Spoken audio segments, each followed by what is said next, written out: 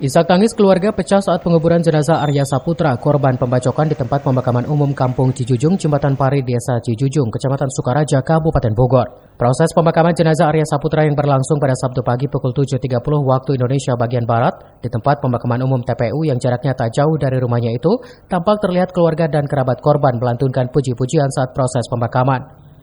Suasana kesedihan pun mengiringi pemakaman jenazah Arya saat diturunkan ke liang lahat.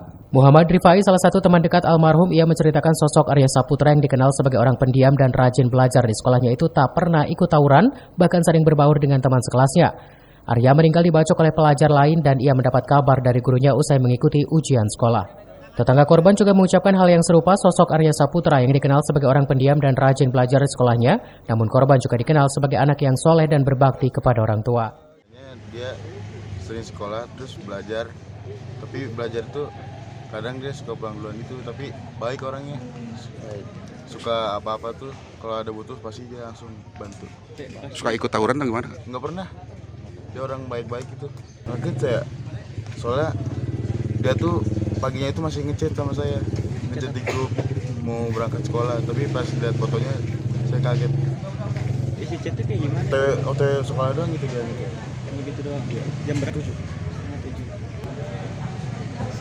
Ya, anaknya nggak pernah macam-macam ya pergaulannya, sama di lingkungan sini aja.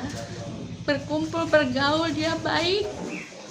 Bahkan sampai diseganin ya, seperti sekarang ini meninggal aja sampai dari mana-mana datang.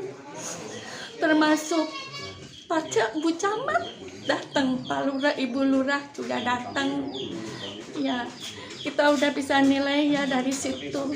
Anak baik, yang hadir juga banyak ya yang nyolawat juga banyak, yang nyolatin, yang nganterin ya alhamdulillah begitu aja ya Mas ya. Dari Sukaraja, Kabupaten Bogor, Suhanda Abriji melaporkan.